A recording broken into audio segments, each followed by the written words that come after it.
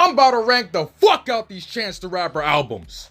I made a video on him before, but Chance is such an underrated artist for real. He's easily one of the most lyrical rappers in the game, effortlessly showing off his talents in each and everything that he does.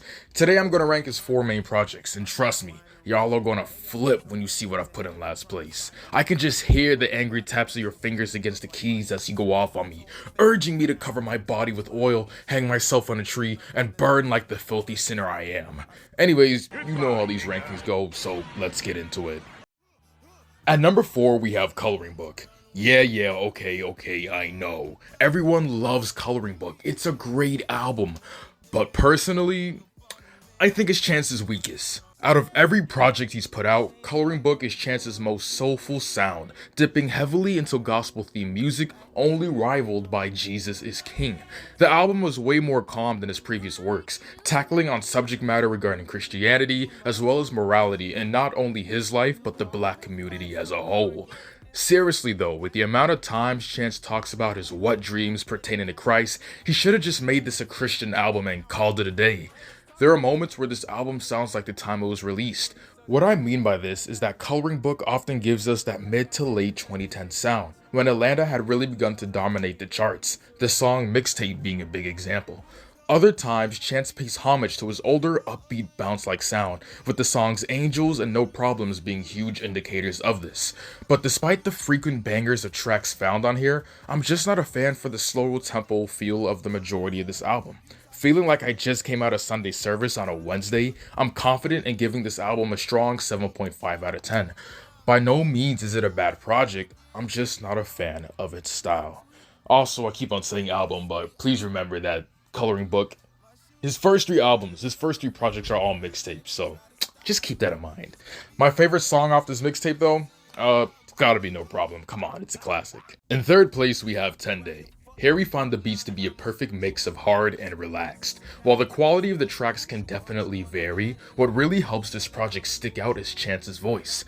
Whether he's singing in his raspy tone or spitting over these beats with a cracked out flow, Chance is witty, thoughtful, and insightful. He's socially conscious, talented, and has a great delivery with his approach. Put that along together with this nasal voice and you got yourself a hit artist. At times the music on here is filled with this very gospel and sold out sound, which makes his content feel even more real and raw.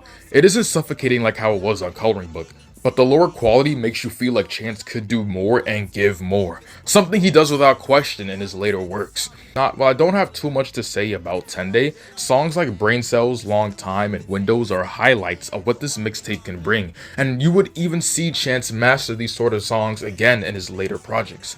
Even though everything on here will be done even better the further we get into Chance's career, 10 Days serves as a staple of how far Chance has come, while still providing us with good music to be enjoyed in present day. All in all, I'm feeling an easy 8 out of 10, favorite song being 14,000 Minutes. Coming in second place, we have Chance's second mixtape, Acid Rap. Woo! Where do I even start with this one? I've known about acid rap for years, as I can recall kids in my middle school talking about it. However, I've never listened to a single song off of it until like the past year or so.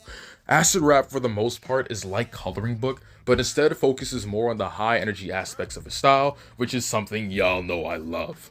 While Chance easily comes off as annoying all over this project, he really capitalized on this upbeat, good feeling vibe style of music. As a matter of fact, Chance seems to be trying really hard to show us how much he loves embracing his music as the feel-good type of genre. So much, in fact, that it feels a bit forced. But this is really the only issue I have with it, as everything else is pretty much exceptional. Everything Chance did on 10 Day was doubled on here. He's way more witty, carefree, and relaxed on each and every track. Similar to Denzel Curry, and maybe at times just as good or even better, Chance rips through tracks like shit through toilet paper. Just listen to him on Pusha Man, Cocoa Butter Kisses, and Everybody Something. It's easily the best lyrical content he's put out in his entire career.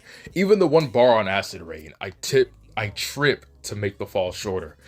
It just goes so fucking hard. There are also times when his sound sounds like other artists' work, but Smokian sounded like something taken straight off a Live Love ASAP project. I enjoy this aspect, as it sounds like Chance himself is giving his own spin on the sound of other artists, something he does to a T on a later project. Hard, heavy, fast-flowing, and impressive. I'm feeling a strong 8.5 out of 10 when it comes to that acidic flow of acid rap. My favorite song? Easily the interlude, That's Love. Oh my god, it's the greatest thing in my life. So glad you're mine. But the only way to survive is to go crazy. I'm never listening to y'all again. Y'all probably listened to the song The Big Day, which was fire, and figured the entire album sounded like it. Well, I'm glad to tell you that this shit was nowhere as bad as everyone was making it out to be. Tailored together in a total of 22 songs, The Big Day is one of my favorite albums from Chance, and in my opinion, the best shit he's ever put out. Hey yo, what the fuck? Okay. In my mind, there's 3 possible reasons why people hate this album.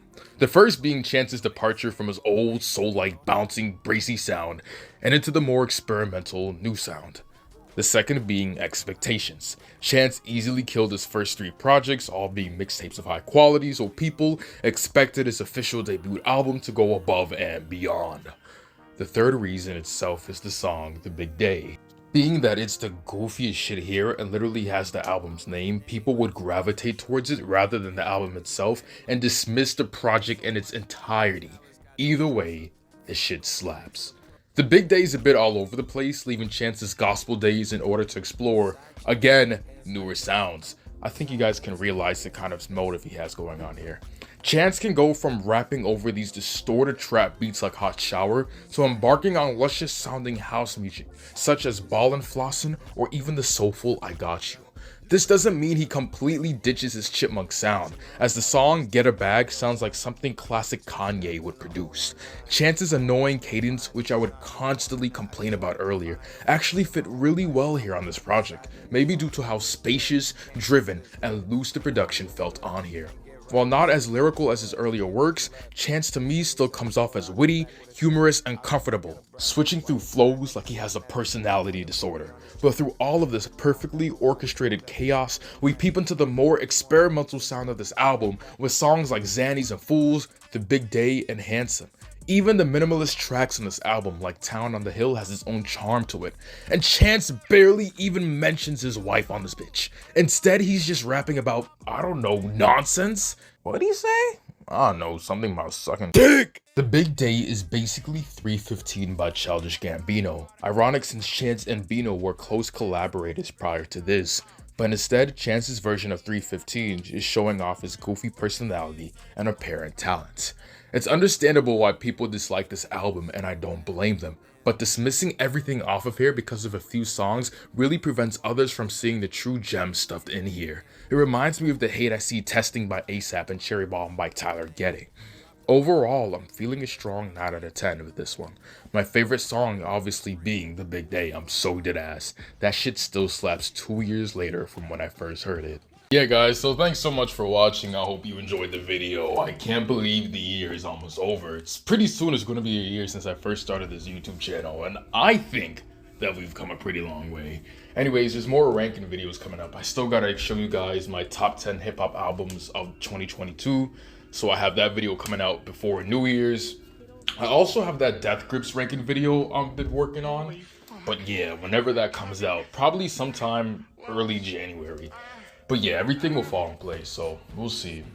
Otherwise than that, I'll see y'all in the next one. So, bye-bye! And my own opponent smiled at his I'm over here so you can see it. Spirit came audacious, meaning I'm more focused, worldly like all races. All right, that's it, Recording guys. where Two Yated more. voted, Do this Jay shit. had the car flaming.